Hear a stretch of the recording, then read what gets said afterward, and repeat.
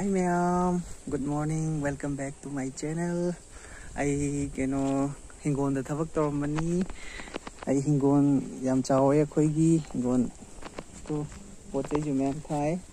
Do I ngasi gi video se ne I gi nupi gi reaction jeng je.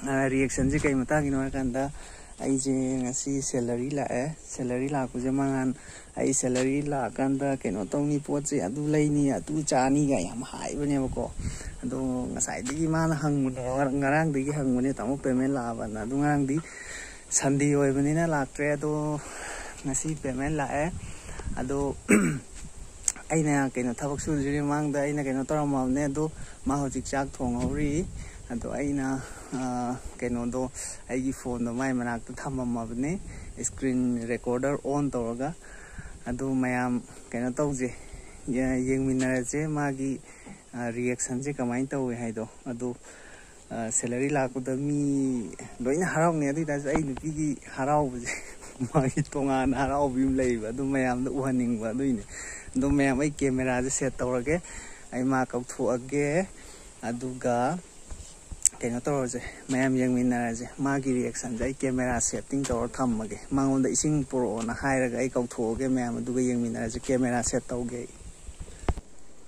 ado mayam ai camera setting taw loire ado mayam yeng minare je ai nupi reaction kamai tawge do mayam reaction yeng minare je ko kau thuage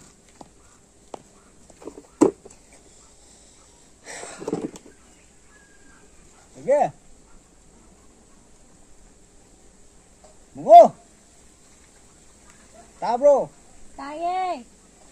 Ising bro, ising!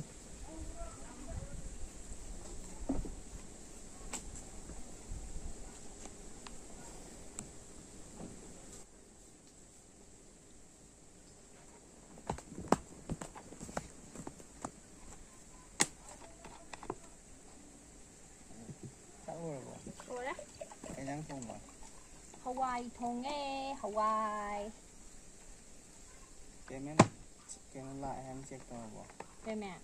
Yes! Lo bò xem một kia.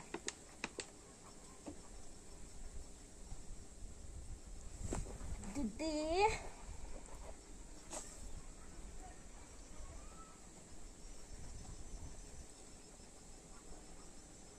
Aya! Lising cái tên này. Lising cái tên này. Yes! Adudi ako'y debt 18 na. Debt 18 na. Anniversary tawi yarni. Yes. Sagit hazo no. Debt 17 18 da ako'y anniversary tayo adudi ako'y anniversary taw khani. Aduga aina mungogi hangga amga puriyanga laini habdu lairani nangi t-shirt ani lairani aigi puri ahum ama lairani aduga ok lai khairani aduga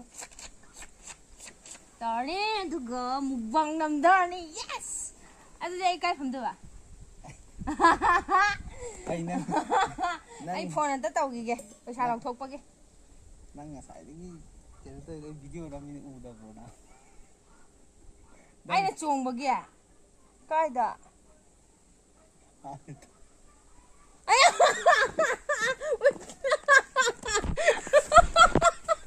Talle orang jadi.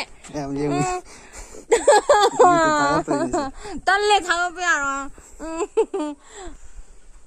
Ado ma'am ure da na mai gi bitche.